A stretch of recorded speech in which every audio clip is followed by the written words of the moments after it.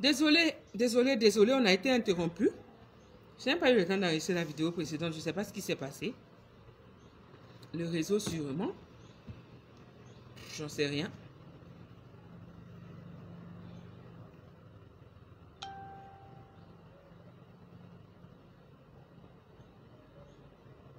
On a été interrompu, désolé. Je vous laisse quelques minutes, le temps de vous reconnecter. Et puis, on va continuer et clore. Désolé, vraiment. Je ne sais pas ce qui s'est passé.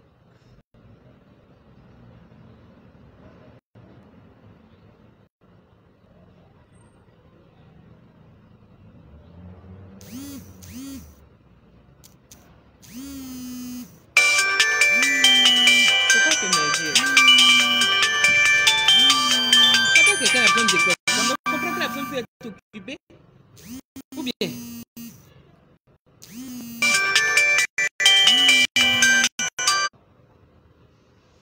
Alors, désolé, on a été interrompu. Je ne sais pour quelle raison. Et donc, je vous présente toutes mes excuses. On va continuer là où on s'était arrêté. Je ne sais pas si la vidéo précédente même a été enregistrée. Tout a sauté brusquement sans raison apparente. Alors, le sujet, c'était la relation avec les beaux-parents. Voilà, comme je disais, c'est une abonnée de la page qui a soumis le problème. Et elle a souhaité qu'on échange là-dessus en live pour lui permettre de prendre une décision face à son problème. Du coup, j'avais commencé à aborder la question en disant que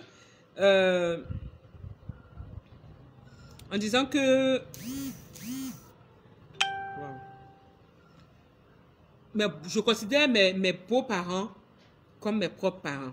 Et ce que je ne ferai pas à mes parents, je ne le ferai pas à mes beaux-parents. Ce que je ne ferai pas à mes soeurs, je ne ferai pas à mes belles-sœurs. Et je m'étais attaqué sur le cas, dans le premier temps, des parents. En ce sens que la petite sensible dans la question beaux-parents demeure le père et la mère de son conjoint ou de sa conjointe. Donc, à ma mère, je peux dire certaines vérités en tenant compte de sa sensibilité, en tenant compte de la familiarité qui existe entre nous, en tenant compte du fait que je la connais mieux que quiconque. Naturellement, le respect que nous devons à nos parents, nous le devons également à nos beaux-parents. C'est-à-dire sur la même base, sans aucune possibilité de réduction de pourcentage. C'est-à-dire à 100% le respect que je porte à ma mère et à mon père, je dois vouer ce même respect-là à mon beau-père et à ma belle-mère. C'est valable pour les hommes, c'est valable pour les femmes. Je parle en général. En aucun cas. Vous savez, en Afrique, quand vous vous mariez, quand vous partez dans votre belle famille, la crainte première de vos parents, c'est comment vous allez, quelle attitude vous allez avoir là-bas. Parce que de votre attitude dépendra ce qu'on dira concernant l'éducation que vous avez reçue. En fonction de ton attitude, on pourra dire, ah, celle-là, elle a eu une éducation. Celle-là, ou bien celui-là, il a été bien éduqué. Ou bien celui-là, vraiment, c'est une bonne graine. Il y a des provocations qui ne font pas maigrir. Il y a des provocations qui... ça gratte pas ton quelque part. Partagez la vidéo, s'il vous plaît. Il y a des publications, il y a des provocations qui ne... C'est-à-dire, c'est comme pommade, quoi. Laissez ça glisser sur votre corps et puis passer à autre chose. Moi, c'est mon point de vue. Donc, elle disait que sa belle-mère se plaint, sa belle-mère débarque chez elle, elle fait ce qu'elle veut chez elle, elle va jusqu'à faire des modifications dans sa déco, elle s'immisce un peu vraiment dans sa vie de couple. Elle va jusqu'à se plaindre de sa manière de s'habiller, de se chausser, de se maquiller et de son intérieur et même de sa manière de s'occuper de ses enfants. Normalement, ça, c'est pas le travail de la belle-mère. Une belle-mère normale qui se respecte là, c'est pas ton travail. Comment ta belle-fille s'habille, comment elle a aménagé son intérieur, comment elle se maquille, en temps normal, c'est pas ton problème. C'est à ton fils qu'elle s'est mariée. Je dis normalement en temps normal. C'est une belle-mère qui se respecte même. Ce n'est pas des considérations dans lesquelles elle va rentrer.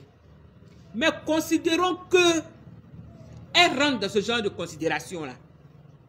L'adage dit quoi? Si elle ne se respecte pas, toi, il faut lui imposer le respect. Est-ce qu'on se comprend? Partagez la vidéo, invitez vos amis. Et puis, donnez-moi aussi vos points de vue en même temps. D'accord? Donc, si elle ne se respecte pas, toi, il faut lui imposer le respect à travers la manière.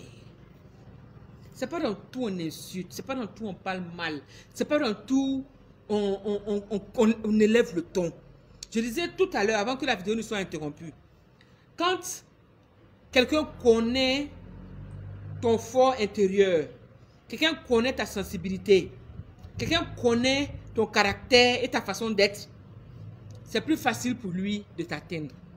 Je prends un exemple banal. Je suis impulsif. J'ai face à moi une personne qui connaît ma façon d'être, qui connaît mon impulsivité, qui connaît mon caractère et qui sait que je m'allume au quart de tour. Cette personne-là vient, elle commence à me provoquer.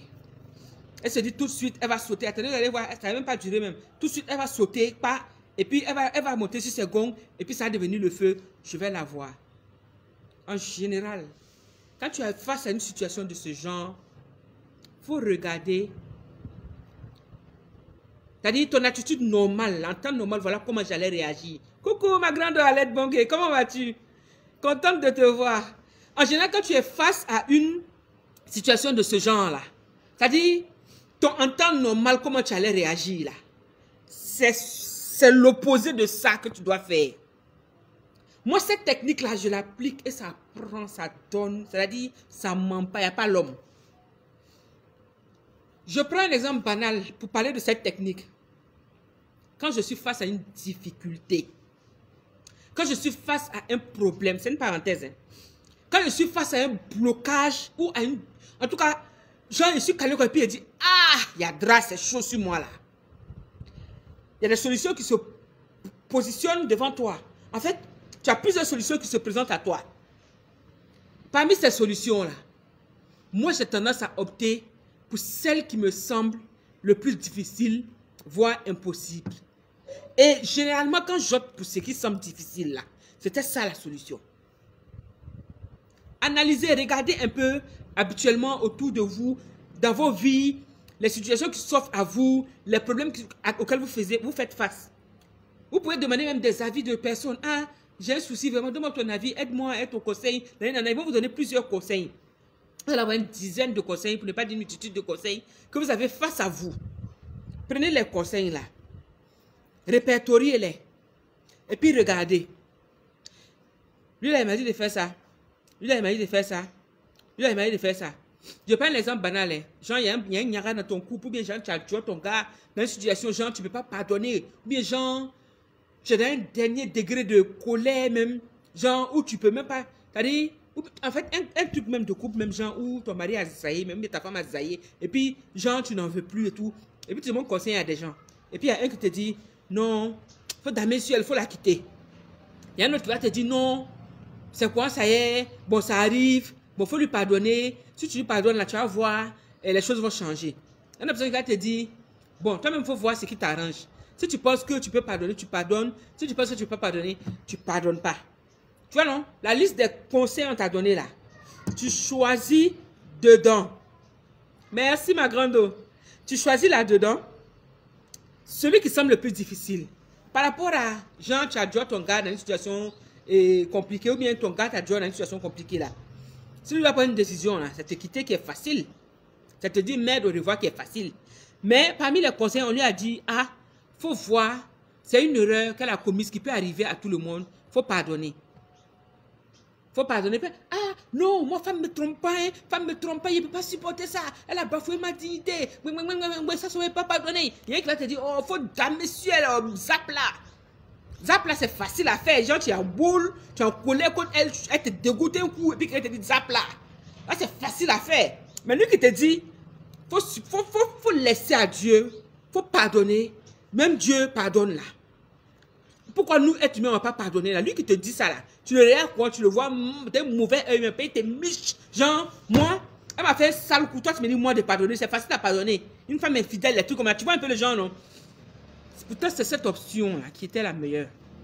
Pardonner, supporter, et puis prendre de la hauteur en fait.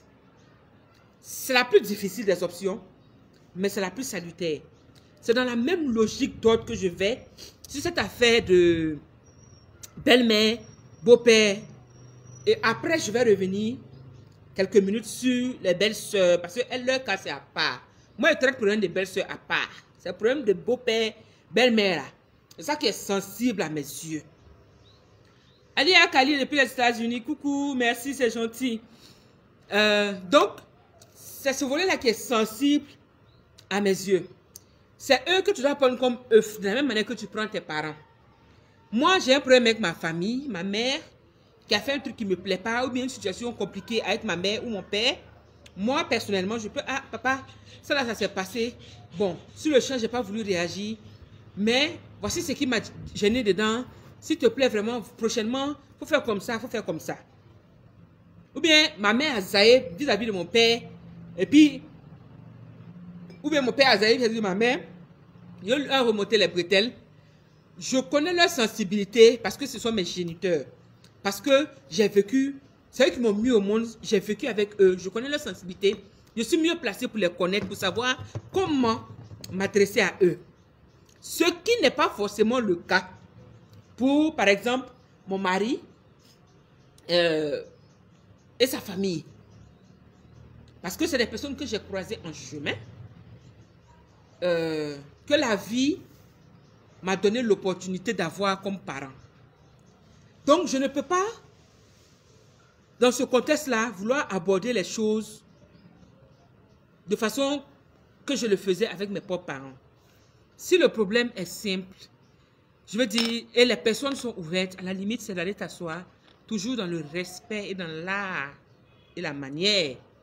Pour leur dire, il y a ceci qui s'est passé, il y a cela qui s'est passé. Ah, vraiment, toutes mes excuses.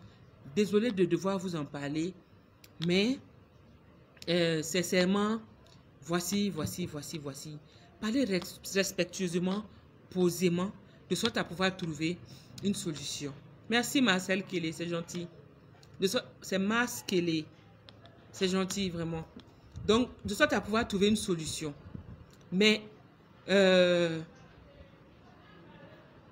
on n'attaque pas en fait. On n'attaque pas. Maintenant, si le problème est si délicat que vous ne pouvez pas parler vous-même de ça, adressez-vous à votre épouse ou à votre époux qui connaît mieux la sensibilité de ses parents pour qu'ils puissent trouver une solution afin que chacun puisse... Afin que la collaboration puisse être facile. D'accord? Il y a des trucs pour lesquels ce n'est même pas nécessaire. Je veux dire, il y a des problèmes sérieux. Moi, par exemple, le cas de l'abonné, je trouve que c'est assez banal. Elle s'est plainte de mon habillement. Tu ne vas pas faire, j'ai changé mon habillement. Ça, c'est ça, ça. Ce que je porte pour quitter la maison, là, si ça ne dérange pas mon mari, là, le reste, là, c'est du vent. Quand elle se plaint de ton maquillage, moi, je me maquille. Si ça ne dérange pas mon époux, que c'est lui qui a vu et dit, je veux, et puis il a dit vers lui, jusqu'à ce que la vie, la mort nous sépare, là. Si lui, ça ne lui pose pas problème. Ton problème, il est à quel niveau? Si je porte mes petites culottes, mes mini-robes, si je sors, je vais en boîte, et puis mon mari, ça ne le dérange pas. Maintenant, c'est son papa, mais c'est la maman qui va venir dire, ta femme là, elle sort trop, hein. Ta femme là, elle se maquille trop, hein. Ta femme là, elle porte trop les mini-robes, hein. T'as dit, si lui, ça ne le dérange pas là, t'as dit, eux là, c'est du vent. Je ne peux pas les empêcher de parler, ils n'ont qu'à parler, mais ça a glissé. Ils ont continué à faire, je ne vais pas te répondre. Ce n'est pas à tout on répond, ma chérie. Peut-être que tu t'apprêtes à leur répondre, ça ne sera pas en ta faveur. Et je pense que ces attitudes-là, ce qui se passe, ce que tu as relaté, elles se plaignent de ta manière de t'habiller, de te maquiller, d'aménager ton salon, et tout ce qui s'ensuit. Pour moi, ce n'est pas valable pour faire bruit. Ce n'est pas valable pour sortir tes griffes. Ce n'est pas valable pour montrer une mauvaise image de toi. Tu comprends? Elle est venue, elle a modifié son salon, ton salon à ton absence. Quand elle a fini de modifier, elle va partir, non, elle ne va pas dormir chez toi. Si elle s'en va là, tu replaces ton salon comme c'était là. Elle va revenir un autre jour, elle va venir de ton salon là. Tu as replacé. Si elle fait ça 10 fois, tu fais ça 20 fois. Sans broncher, sans lui poser question, sans faire palabre. Est-ce qu'à un moment donné, elle ne va pas se fatiguer? Donc, ça là, ce n'est pas nécessaire. C'est un petit problème. C'est-à-dire, il faut faire comme tu ne la vois pas même. Tu arrives, genre si tu vas chez elle là-bas, dans la saluer là. Si tu sais que c'est Boubou, elle aime. Ou bien si tu sais que tes culottes, tes mini-robes, tu portes pour aller te balader là. Tu dois partir là-bas là. Tu ne portes pas.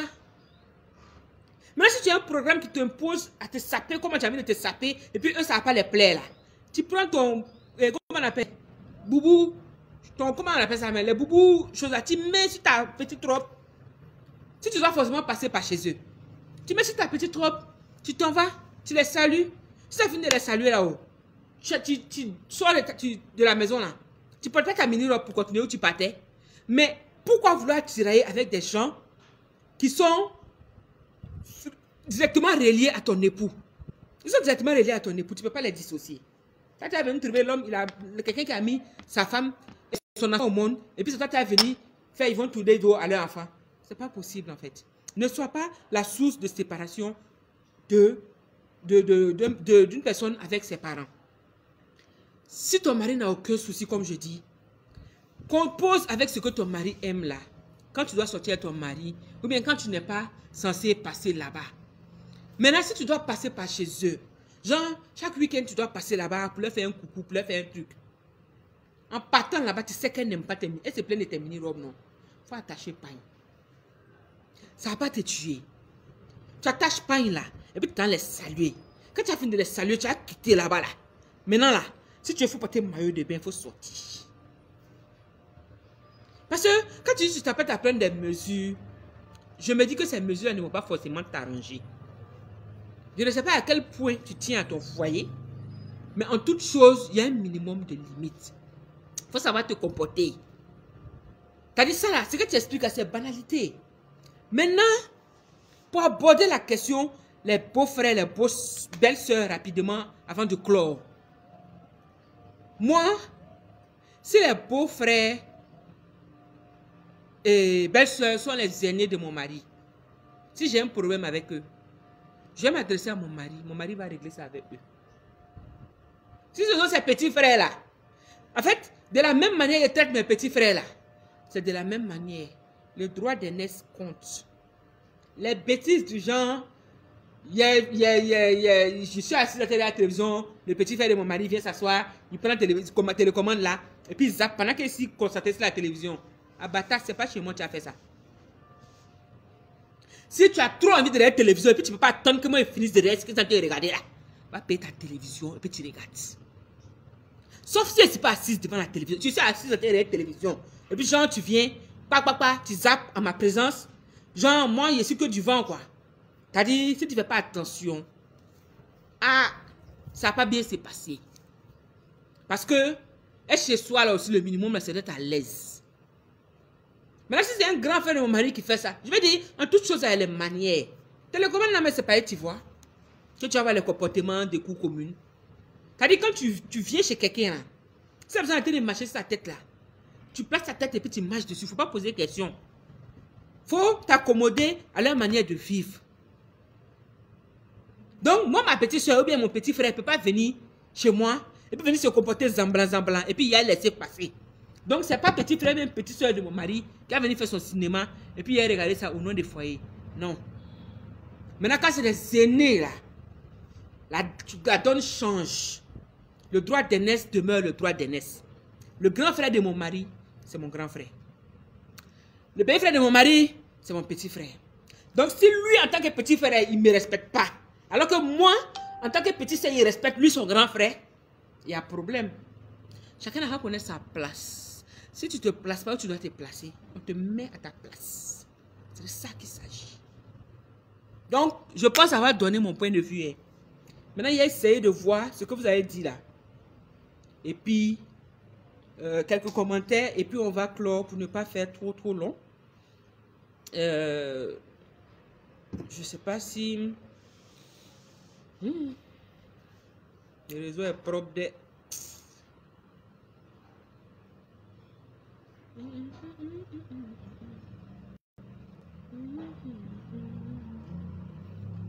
Vous voyez là-bas. Arrêtez de demander.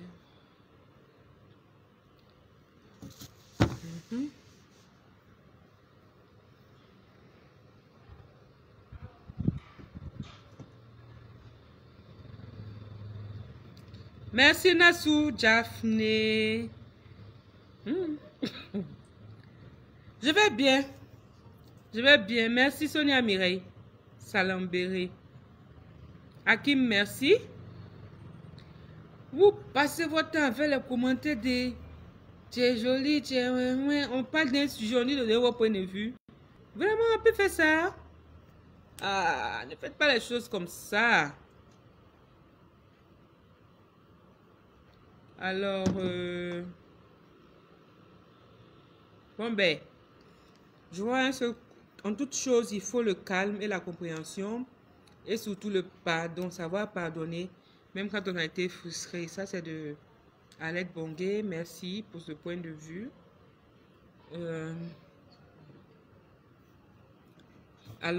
Merci pour ce point de vue. Au passage, on va faire une petite pause publicitaire avant de clore.